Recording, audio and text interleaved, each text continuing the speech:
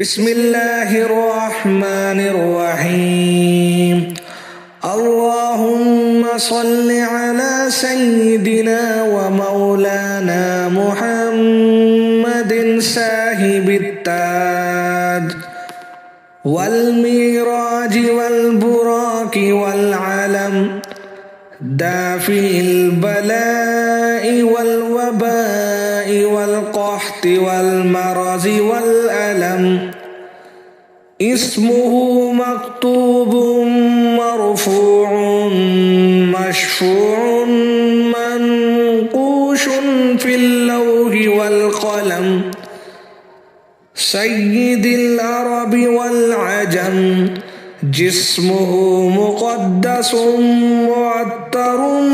مطهر منور في البيت والحرم، شمس الضحى بدر الدجى، صدر الأولى نور الهدى، كهف الورى مصباح الظلم، جميل الشيم شفيع الأمم، صاحب الجود والكرم، والله عاصمه وجبريل خادمه، والبراق مركبه، والميراج سفره، وسدرة المنتهى مقامه،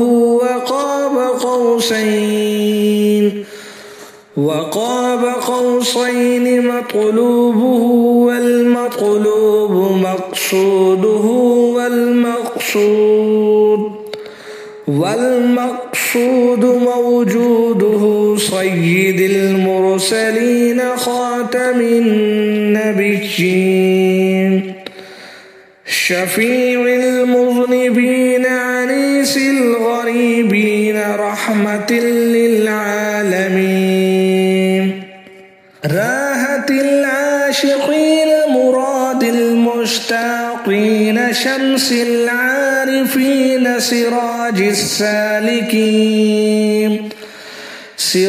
السالكين، مصباح المقربين، محب الفقراء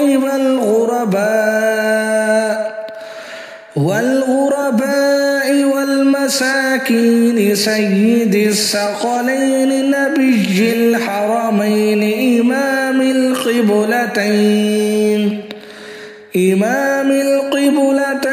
وسيلتنا في الدارين، صاحب قاب قوسين،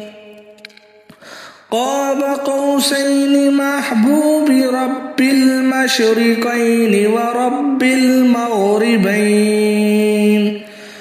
ورب المغربين، جد الحسن والحسين، مولانا ومولى الثقلين، أبي القاسم محمد بن عبد الله، نور من نور الله، يا أيها المشتاقون بنور جماله،